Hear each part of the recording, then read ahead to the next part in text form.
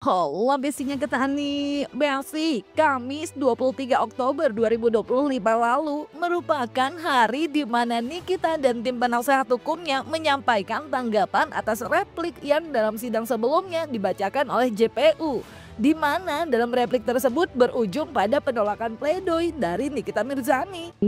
Dalam repliknya, jaksa penuntut umum mengatakan bahwa saya jangan mencederai keadilan dengan mendesain seolah-olah saya sebagai korban. Jaksa mengatakan saya harus mengedepankan dan menjunjung tinggi nilai-nilai keadilan yang diatur dalam undang-undang berdasarkan argumentasi yuridis. Terhadap hal yang disampaikan jaksa tersebut, saya menanggapinya sebagai berikut. Saya sampaikan kepada jaksa penuntut umum, jangan menceramahi saya dengan mengatakan kepada saya harus mengedepankan dan menjunjung tinggi nilai-nilai keadilan. Karena faktanya, saudara jaksa sendiri mencederai nilai-nilai keadilan dengan cara memperkosa dan mempercundangi hukum. Hal ini tergambar dari salah satu perbuatan jaksa yang berada di kasus terenggiling pada Pengadilan Negeri Jakarta Barat. Gak cuma itu aja, diduga dalam replik JPU, tim penasehat Nikita Mirzani juga diduga merasa diserang secara personal. Hingga dalam sidang kemarin, Kamis 23 Oktober 2025, baik Nikita dan penasehat hukumnya seraya diduga memberikan tanggapan yang cukup menohok. Bahkan dalam sidang duplik tersebut, Nikita bahkan diduga kembali menguliti JPU dengan sederet isi dupliknya yang cukup berani dan bikin geleng-geleng. Bahwa jaksa penuntut umum dalam perkara ini terbiasa menghadapi orang-orang yang mau mengikuti apa maunya, bukan jaksa penuntut umum yang terbiasa beradu argumentasi hukum di persidangan. Sehingga jika ada penasehat hukum yang membantah dalilnya, langsung disimpulkan sebagai penasehat hukum yang akan memberatkan kliennya. Dalil tersebut menggambarkan seolah-olah jaksa penuntut umum bisa tahu bahwa terdakwa Nikita Mirzani akan dijatuhi hukuman yang berat karena keberadaan kami tim penasehat hukum, bukan karena bukti dan fakta-fakta persidangan. Bahwa lebih lanjut, jaksa penuntut umum dalam repliknya juga mengatakan kami tim penasehat hukum terdakwa belajar lagi lebih gigih dan belajarlah untuk dapat menguasai kliennya dalam persidangan. Jangan terbiasa menyalahkan pihak lain ketika kliennya dituntut hukuman berat. Bahwa banyaknya serangan secara personal yang dilakukan oleh jaksa penuntut umum kepada tim penasehat hukum terdakwa menunjukkan bahwa jaksa penuntut umum dalam perkara ini bukanlah seorang jaksa yang profesional dan berintegritas. Jaksa penuntut umum dalam perkara ini sejatinya tidak layak menangani perkara ini. Jaksa penuntut umum dalam perkara ini terbiasa menangani perkara yang bisa diatur sesuka hatinya. Pernyataan jaksa penuntut umum yang mengatakan kami tim penasehat hukum terdakwa harus belajar lagi lebih gigih menggambarkan bahwa jaksa penuntut umum mengklaim dirinya merasa paling pintar di persidangan ini, lebih pintar dari tim penasehat hukum terdakwa, termasuk lebih pintar dari majelis hakim yang mulia. Bahwa perlu tim penasehat hukum terdakwa ingatkan kepada jaksa penuntut umum, jika tidak mampu beradu argumentasi hukum di pengadilan, sebaiknya jangan menyerang personal kami tim penasehat hukum terdakwa, karena jaksa penuntut umum pada hakikatnya adalah pengacara negara yang tujuan utamanya adalah melakukan penegakan hukum. Jaksa penuntut umum dihadirkan dalam proses persidangan untuk mewakili kepentingan hukum korban, bukan mewakili hati dan perasaan korban. Kalau mau mewakili hati dan perasaan korban, sebaiknya mundur menjadi jaksa penuntut umum. Bahwa apa yang jaksa penuntut umum lakukan kepada tim penasehat hukum terdakwa Nikita Mirzani sudah di luar konteks penegakan hukum. Karena jaksa penuntut umum berkali-kali menyerang pribadi kami tim penasehat hukum terdakwa. Harus diingat, kami tim penasehat hukum terdakwa juga aparat penegak hukum yang kedudukannya sama seperti saudara jaksa penuntut umum. Antara kami tim penasehat hukum terdakwa dengan saudara jaksa penuntut umum tidak ada perbedaan dalam persidangan ini. Sikap yang ditunjukkan oleh jaksa penuntut umum dalam persidangan ini dengan terus-menerus menyerang pribadi kami tim penasehat hukum terdakwa telah menciderai wibawa dan marwah Kejaksaan Agung Republik Indonesia. Berikut deretan isi duplik Nikita. Yang pertama, Nikita dalam dupliknya menjawab soal replik JPU yang diduga menyebutnya telah mencederai keadilan. Dan Nikita pun menanggapi dengan kembali menyinggung terkait kasus terenggiling yang diduga ditangani salah satu JPU yang kini menjadi JPU di kasusnya. Dalam tanggapannya, Nikita Seraya memberi perlawanan balik dengan mengatakan kalau diduga JPU lah yang telah mempercundangi hukum lantaran diduga terkait dugaan ketidakadilan tuntutan hukuman yang diberikan jaksa pada tersangka kasus terenggiling yang pernah ditangani, di mana harusnya minimal 3 tahun dan maksimal 5 tahun namun diberikan tuntutan 1 tahun. Hal itu pun membuat Nikita menduga JPU telah mencederai nilai keadilan. Bahkan Nikita Seraya diduga menyebut jaksa telah melakukan malpraktek hukum. Dalam repliknya, jaksa penuntut umum mengatakan bahwa saya jangan mencederai keadilan dengan mendesain seolah-olah saya sebagai korban. Jaksa mengatakan saya harus mengedepankan dan menjunjung tinggi nilai-nilai keadilan yang diatur dalam undang-undang berdasarkan argumentasi yuridis. Terhadap hal yang disampaikan jaksa tersebut, saya menanggapinya sebagai berikut. Saya sampaikan kepada jaksa penuntut umum, jangan menceramahi saya dengan mengatakan kepada saya harus mengedepankan dan menjunjung tinggi nilai-nilai keadilan. Karena faktanya, saudara jaksa sendiri mencederai nilai-nilai keadilan dengan cara memperkosa dan mempercundangi hukum. Hal ini tergambar dari salah satu perbuatan jaksa yang berada di kasus terenggiling pada Pengadilan Negeri Jakarta Barat. Di kasus terenggiling, jaksa yang menangani perkara tersebut sama dengan jaksa yang menangani perkara saya. Dalam kasus terenggiling tersebut, jaksa telah menuntut terdakwa Rizky Julpratomo bin Bambang Sumardiko dengan tuntutan 1 tahun penjara dan denda 20 juta. Padahal pidana yang ada di dalam pasal 21 ayat 2 huruf C junto pasal 40A ayat 1 huruf F Undang-Undang Nomor 32 Tahun 2024 tentang perubahan atas Undang-Undang Nomor 5 Tahun 1990 junto pasal 55 ayat 1 ke 1 KUHP ancamannya minimal 3 tahun penjara dan maksimal 5 tahun penjara. Fakta ini membuktikan bahwa jaksa telah melakukan malpraktek hukum karena melakukan perbuatan menyimpang dari hukum yang berlaku. Jadi kepada jaksa jangan bicara keadilan kalau Anda sendiri memperlihatkan ketidakadilan itu melalui surat tuntutan terhadap terdakwa Rizky Julpratomo bin Bambang Sumardiko dalam kasus terenggiling. Saudara jaksa harus banyak berkaca, jangan membicarakan diri sendiri melalui orang lain. Tindakan jaksa yang sudah memperkosa dan mempercundangi hukum sudah membuat malu institusi Kejaksaan Agung Republik Indonesia. Dalam salah satu materi yang ada di dalam nota pembelaan pribadi saya adalah membahas tentang kasus terenggiling yang hukumannya telah diporak-porandakan oleh jaksa. Akan tetapi dalam repliknya jaksa penuntut umum tidak memberikan tanggapan terkait hal ini. Karena sesungguhnya jaksa penuntut umum tahu bahwa mereka telah memperbaikan hukum sesuka hatinya dengan dalil mengatasnamakan negara. Padahal jelas dan nyata perbuatan jaksa penuntut umum tersebut telah bertentangan dengan hukum. Bagaimana mungkin dalam pasal 21 ayat 2 huruf C junto pasal 40A ayat 1 huruf F Undang-Undang Nomor 32 Tahun 2024 tentang perubahan atas Undang-Undang Nomor 5 Tahun 1990 junto pasal 55 ayat 1 ke 1 KUHP telah mengatur ancaman pidananya minimal 3 tahun tapi malah dituntut dengan tuntutan 1 tahun kepada pelaku. Ini sudah cukup membuktikan bahwa jaksa penuntut umum bertindak sesuka hatinya, bertindak sewenang-wenang dan menghalalkan segala cara untuk kepentingannya, bukan untuk kepentingan penegakan hukum.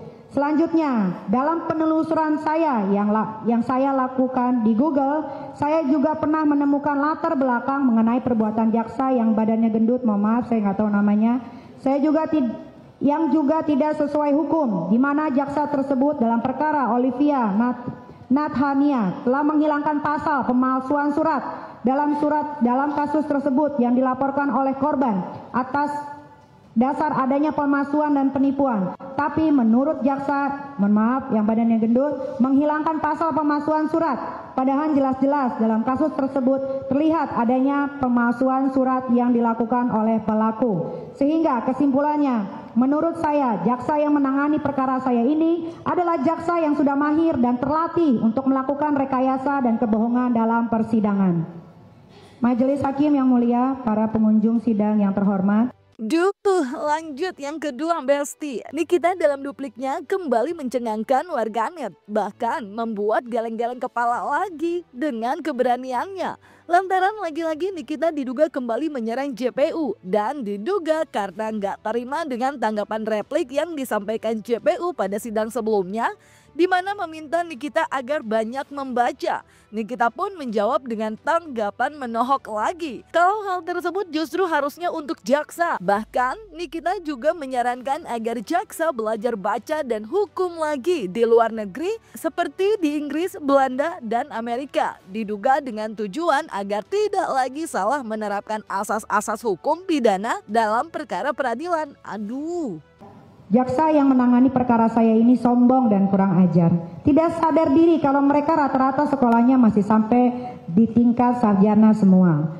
Mereka memperlihatkan arogansinya dan kesewenang-wenangannya di sini seakan-akan merekalah yang paling berkuasa dan boleh mengatakan apa saja kepada saya dan penasehat hukum saya. Kepada Bapak Jaksa Agung RI, seharusnya jaksa yang tidak bermoral dan tidak beretika seperti ini jangan lagi dipakai. Kalau bisa dipecat saja semuanya. Karena hanya menjatuhkan marwah dan wibawa dari institusi kejaksaan Republik Indonesia.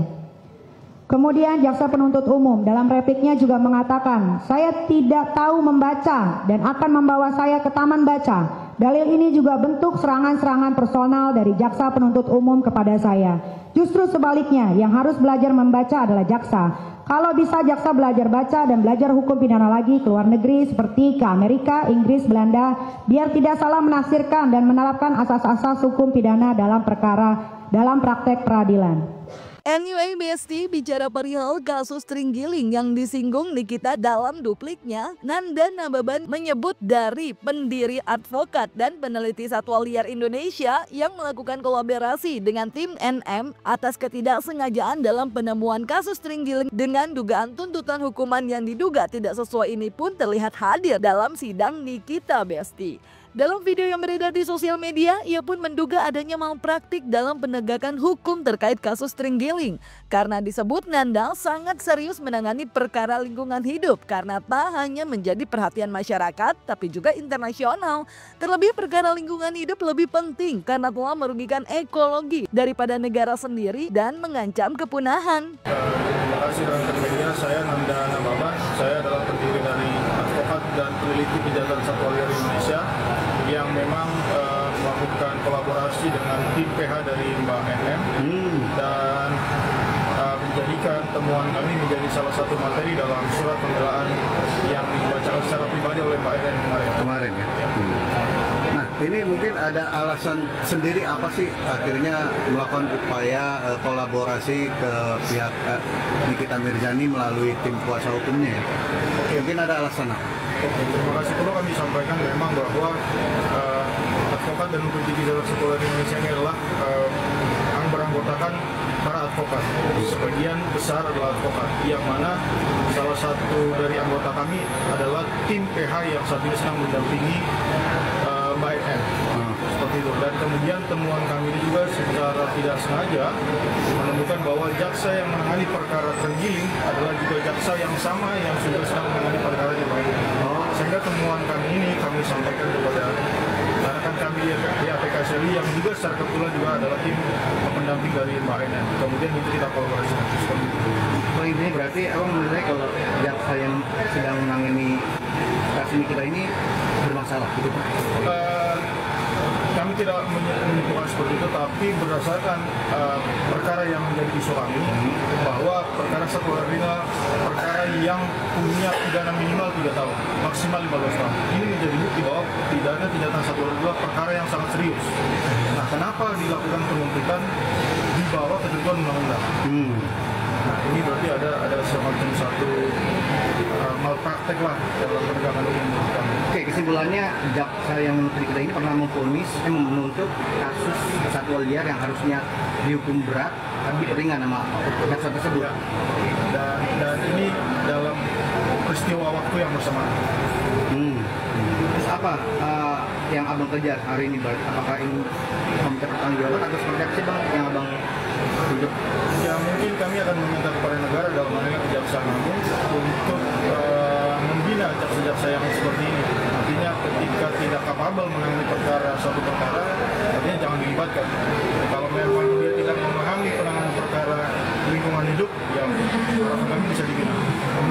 kami akan melakukan upaya melaporkan jaksa tersebut ke instansi terkait. Bang, ini Tenggering ini kan menyangkut undang-undang perlindungan satwa ya. Artinya dilindungi oleh negara. Dan kemarin itu kan dibacakan terkait diduga juga merugikan negara juga. Nah, apa yang menjadi motivasi abang akhirnya ingin memberikan masukan buat tim dari Nikita Mirzani? Iya, pertama dari temuan kami ini, kami ingin menyampaikan kepada penegak hukum tolong sangat serius menangani perkara lingkungan hidup, karena perkara lingkungan hidup ini bukan hanya menjadi perhatian nasional tetapi juga menjadi perhatian internasional. Yang kedua, kami sedang menyampaikan pesan kepada penegak hukum bahwa perkara lingkungan hidup lebih penting sebenarnya dari perkara NM ini, karena telah merugikan ekologi daripada negara kita sendiri, juga merugikan, mengancam kepunahan keanekaragaman hayati atau satwa milik Indonesia sendiri. Yang ketiga, kami sedang menyampaikan kepada publik bahwa kerugian negara akibat daripada kejahatan satwa ini tidak dapat dinilai secara ekonomi. Meskipun kemarin Mbak Eni menyampaikan kerugian 6 miliar, memang di dalam pasar gelap itu per kilogramnya adalah 6-7 juta rupiah. Jadi ada 155 kg barang bukti, jika ditabulasikan maka sekitar 6-7 miliar. Artinya abang membandingkan dengan tuntutan jaksa dan juga dengan pihak jaksa yang sama ketika menangani kasus terenggiling itu. Ya, jaksa yang sama dalam perkara yang menjadi concern kami dengan jaksa yang sama dengan rekan kami dalam hal ini Mbak Eni yang juga tim PH-nya bagian dari kami. Artinya kalau abang melihat apa yang dituntut nih, maaf nih kita keluar konteks, kalau apa yang dituntut dari daftar kemarin ini kita ada unsur ya, jika dibandingkan menurut kami jaksa seolah tidak profesional. Ya, sementara kami sudah sampaikan tadi perkara kami adalah perkara yang sangat serius menjadi perhatian nasional dan internasional. Sementara penegak hukumnya, jaksanya membacakan hukumnya seperti itu. Dan jika boleh kami menganalisa dengan tuntutannya Mbak Eni, sangat tidak sepadan lah. Tapi itu area daripada partai hukum dalam perkara ini adalah, tetapi kami sampaikan menjadi konsen kami adalah kami akan menyatakan pesan perkara kejahatan satwa liar atau lingkungan hidup tolong jangan ditangani dengan tidak serius. Bang, kenapa baru sekarang nih? Kenapa baru sekarang? Karena memang kami juga baru menemukan adanya malpraktik di Jakarta Barat ini, baru last minute juga. Jadi kami menemukan kemarin di 6 Oktober, kemudian kami menyampaikan pendapat hukum secara resmi ke Pengadilan Negeri Jakarta Barat tanggal 7 Oktober. Dan kami sampaikan kepada rekan kami di APPSLI yang juga adalah tim PH bahwa temuan ini dapat dimuat menjadi materi daripada Mbak Eni. Tak hanya jaksa yang disebut Nikita dalam dupliknya otoriter dan sewenang-wenang. Nikita yang didakwakan pasal TPPU ini pun juga seraya diduga menyebut Reza Gladys juga merupakan pelaku pencucian uang. Bahkan dalam dupliknya Nikita menduga kalau uang yang digunakan Reza Gladys juga merupakan hasil kejahatan. Sementara Nikita tak terima dikenakan pasal TPPU, menyebut kalau ia tak menyamarkan dan menyembunyikan asal-usul hartanya lantaran menurutnya harta yang ia miliki jelas. Jika kasus pencucian uang ini dipaksakan kepada saya, maka sesungguhnya Reza Gladys juga adalah pelaku pencucian uang. Karena uang yang diberikan kepada saya adalah uang dari hasil kejahatan. Yang bahwa tidak ada harta yang saya samarkan atau saya sembunyikan asal-usulnya. Semuanya jelas. Pembelian rumah yang saya lakukan di PT Bumi Parawisesa semua jelas menggunakan nama saya pribadi. Uang pembayarannya pun atas nama saya. Rekening yang digunakan atas nama saya. Kemudian saya bukan orang yang menjadi bagian dari PT Bumi Parawisesa. Saya bukan pendiri dari perusahaan itu. Saya juga bukan orang yang mengendalikan atau terafiliasi dengan perusahaan tersebut. Sehingga dengan fakta itu saya tidak dapat dikatakan melakukan tindak pidana pencucian uang. Jika kasus pencucian uang ini dipaksakan kepada saya, maka sesungguhnya Reza Gladys juga adalah pelaku pencucian uang, karena uang yang diberikan kepada saya adalah uang dari hasil kejahatan yang dilakukannya untuk menjual produk skincare yang overclaim, overpriced, tidak terdaftar di BPOM dan ditempel stiker dan mengandung bahan berbahaya. Apalagi Kepala BPOM dalam rilisnya yang resmi sudah mengatakan produk skincare yang overclaim, overpriced, tidak terdaftar di BPOM dan mengandung bahan berbahaya adalah bentuk tindak pidana. Hal ini seperti yang dijelaskan oleh ahli pidana bernama Prof. Dr. Suparji di muka persidangan ini mengatakan, kalaupun perkara pencucian uang ini dipaksakan kepada Nikita Mirzani, maka seharusnya menurut hukum si pemberi uang yakni Reza Gladys diproses secara hukum terlebih dahulu, karena Reza Gladys telah memperoleh kekayaan uang melalui hasil kejahatannya yang menjual produk-produk skincare berbahaya yang tidak terdapat di BPOM. Reza Gladys telah menyamarkan asal-usul hartanya. Berdasarkan uraian-uraian fakta-fakta tersebut di atas, maka kesimpulan yang bisa saya sampaikan adalah sebagai berikut. Jaksa sudah kehabisan akal dan kehabisan argumentasi, sehingga dalam repliknya terlalu banyak menyerang pribadi saya dan khususnya menyerang pribadi penasehat hukum saya. Jaksa tidak fokus menanggapi materi nota pembelaan, baik nota pembelaan pribadi saya maupun nota pembelaan penasehat hukum saya. Jaksa punya masalah keluarga di rumah yang dibawa-bawa ke pengadilan, sehingga lebih fokus menyerang dengan membabi buta.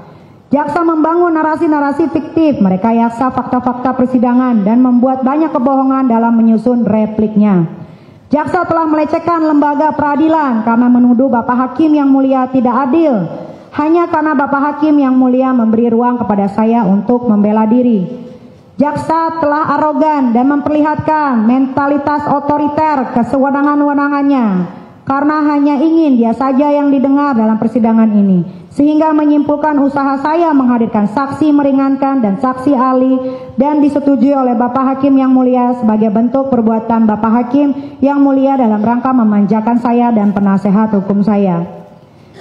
Tidak terbukti kalau saya melakukan ancaman pencemaran atau ancaman membuka rahasia terkait produk glowing booster cell atau salmon DNA yang ada jarum suntiknya. Tidak terbukti kalau saya melakukan tindak pidana pencucian uang karena faktanya uang tersebut diperoleh dari hasil kesepakatan kerjasama dan ditransfer ke rekening PT Bumi Parawisesa dengan tujuan mencantumkan nama saya. Di samping itu, saya bukan orang yang menjadi bagian dari PT Bumi Parawisesa. Saya bukan pendiri dari perusahaan itu, saya juga bukan orang yang mengendalikannya atau terafiliasi dengan perusahaan tersebut. Sehingga dengan fakta itu saya tidak dapat dikatakan melakukan tindak pidana pencucian uang. Tak hanya Nikita sebagai terdakwa kasus ini yang begitu menjadi sorotan atas duplik yang ia bacakan di muka persidangan, Sindu tim penasehat hukumnya juga besti. Di mana dalam pembacaan dupliknya Sindu menguraikan terkait tanggapannya soal mempertontonkan tidak memahami betul substansi fakta dari kasus hukum yang tengah ditangani sebagai tim penasehat hukum Nikita yang malah bisa memberatkan Nikita. Dalam tanggapannya, ia menyebut kalau tim penasehat hukum tidak perlu menanggapi karena timnya merupakan orang-orang terpelajar dengan pendidikan tinggi. Ia justru mengoreksi sikap dari JPU agar tidak lagi memperlihatkan sikap arogansi dan kesewenang-wenangannya. Dan ia pun dalam dupliknya menyebut adanya masalah pribadi JPU kepada tim penasehat hukum. Bahkan ia menyebut kalau dalil yang menyebut akan memberatkan terdakwa merupakan tendensius. Sehingga ia pun jadi mempertanyakan dari mana JPU tahu kalau Nikita akan dijatuhi hukuman berat karena keberadaan tim penasehat hukumnya. Bukan karena bukti dan fakta persidangan. Serta Sindu dalam dupliknya yang menguraikan terkait dugaan permintaan jaksa yang meminta agar lebih gigih belajar lagi ini menyebut JPU tak hanya menyerang secara profesi tapi juga tak profesional dan merasa lebih pintar dari majelis hakim yang mulia. Disebut sebagai advokat sebagaimana Undang-Undang Nomor 18 Tahun 2003 seharusnya sudah menyelesaikan tahapan pendidikan khusus profesi advokat dan kemudian dapat diambil sumpahnya, dan dalam proses PKPA ada materi keterampilan hukum. Tapi kenapa dimulai dari pembuatan surat dakwaan, pemeriksaan saksi dan alat bukti dalam persidangan, dan sampai membuat nota pembelaan atau pledoi penasehat hukum tetap mempertontonkan tentang tidak memahami betul substansi kasus yang sedang kami tangani. Sehingga hal ini akan memberatkan terdakwa Nikita Mirzani, dan terkesan kami tim penasihat hukum terdakwa tidak mengindahkan ketentuan pasal 6 huruf A, huruf D, dan pasal 15 Undang-Undang Nomor 18 Tahun 2003 tentang advokat. Terhadap dalil jaksa penuntut umum tersebut, tim penasihat hukum terdakwa menanggapinya sebagai berikut. Bahwa kami tim penasihat hukum sebenarnya tidak mau menanggapi replik jaksa penuntut umum tersebut, karena selain hal itu bukan menjadi bantahan atas materi nota pembelaan atau pledoi yang tim penasihat hukum terdakwa sampaikan, hal itu juga tidak perlu ditanggapi oleh kami tim penasihat hukum, sebab kami adalah orang-orang yang terpelajar dengan pendidikan tinggi. Namun demikian, perlu untuk tim penasihat hukum koreksi sikap dari jaksa penuntut umum tersebut agar kedepannya dalam menangani perkara-perkara pidana tidak lagi memperlihatkan sikap arogansi dan kesewenang-wenangannya. Bahwa dalil yang disampaikan jaksa penuntut umum tersebut membuktikan bahwa jaksa penuntut umum punya masalah pribadi kepada kami tim penasihat hukum terdakwa. Apa urusannya pendidikan khusus profesi advokat dengan materi nota pembelaan yang kami tim penasihat hukum sampaikan di persidangan ini?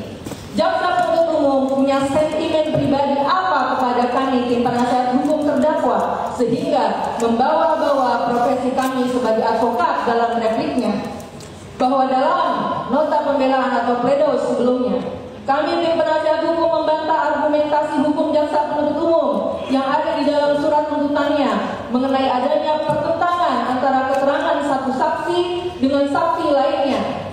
Tapi kenapa di repliknya jaksa penuntut umum bicaranya bukan dalam konteks memberikan argumentasi hukum, malah menyerang profesi kami sebagai advokat? Apakah jaksa penuntut umum takut menghadapi kami penasihat hukum untuk beradu argumen di persidangan ini? Atau jaksa penuntut umum takut ketidaktahuannya terpampang nyata di hadapan publik? Bahwa argumentasi kami tim penasihat hukum terdakwa mengenai adanya pertentangan antara keterangan satu saksi dengan saksi yang lain disampaikan dalam materi nota pembelaan atau pledoi sebelumnya merupakan argumentasi hukum yang sah karena disampaikan dalam kerangka hukum membela kepentingan hukum terdakwa Nikita Mirzani. Sikap arogan jaksa penuntut umum menggambarkan seolah-olah tidak boleh ada yang memberikan argumentasi hukum di persidangan ini selain jaksa penuntut umum. Jika demikian halnya, kami tim penasihat hukum terdakwa menyarankan kepada jaksa penuntut umum agar membuat lembaga peradilan sendiri sehingga tidak ada lagi pihak-pihak yang membantah dari jaksa penuntut umum.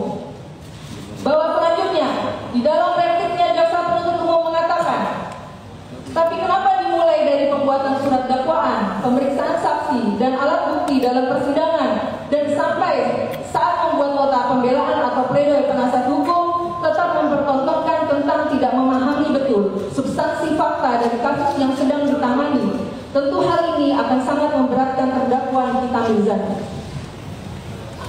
Bahwa dalil ini adalah dalil yang tendensius. Jaksa penuntut umum tidak lagi memberikan argumentasi hukum, analisa yuridis mengenai fakta-fakta persidangan, tapi jaksa penuntut umum menyimpulkan keberadaan kami tim penasihat hukum akan memberatkan terdakwa Nikita Mirzani. Apakah untuk menentukan berat ringannya suatu keputusan hakim bukan lagi bergantung pada bukti dan fakta persidangan? Ataukah apakah terdakwa Nikita Mirzani akan dihukum berat akibat dari adanya kami tim penasihat hukum yang mendampingi terdakwa Nikita Mirzani? Bahwa jaksa penuntut umum dalam perkara ini terbiasa menghadapi orang-orang yang mau mengikuti apa maunya, bukan jaksa penuntut umum yang terbiasa beradu argumentasi hukum di persidangan. Sehingga jika ada penasihat hukum yang membantah dalilnya, langsung disimpulkan sebagai penasihat hukum yang akan memberatkan kliennya. Dalil tersebut menggambarkan seolah-olah jaksa penuntut umum bisa tahu bahwa terdakwa Nikita Mirzani akan dijatuhi hukuman yang berat karena keberadaan kami tim penasihat hukum, bukan karena bukti dan fakta-fakta persidangan. Bahwa lebih lanjut, jaksa penuntut umum dalam repliknya juga mengatakan kami tim penasihat hukum terdakwa belajar lagi lebih gigih dan belajarlah untuk dapat menguasai kliennya dalam persidangan. Jangan terbiasa menyalahkan pihak lain ketika kliennya dituntut hukuman berat.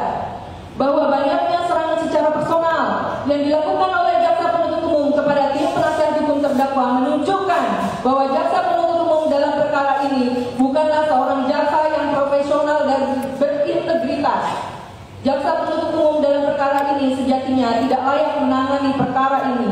Jaksa penuntut umum dalam perkara ini terbiasa menangani perkara yang bisa diatur sesuka hatinya. Pernyataan jaksa penuntut umum yang mengatakan kami tim penasihat hukum terdakwa harus belajar lagi lebih gigih menggambarkan bahwa jaksa penuntut umum mengklaim dirinya merasa paling pintar di persidangan ini, lebih pintar dari tim penasihat hukum terdakwa, termasuk lebih pintar dari majelis hakim. Ya Besti, itulah beberapa isi duplikat Nikita yang begitu menjadi sorotan, yang bisa dibilang bikin geleng-geleng kepala. Sebagian menyebutnya berani, sebagian menyebutnya nekat, dan menduga Nikita tetap tidak mau mengaku bersalah. Masih ada hari penentuan yang juga dinantikan banyak warganet, terutama Nikita sendiri. Mari dengan tertib kita dengarkan dan ikuti dengan tenang nanti pada saat putusan pada 28 Oktober 2025. Dari kalian kira-kira apa nih harapannya? Jangan lupa like, subscribe, komen, dan share biar bisa dapetin video berita kece lainnya cuma di Kata Ani Besti.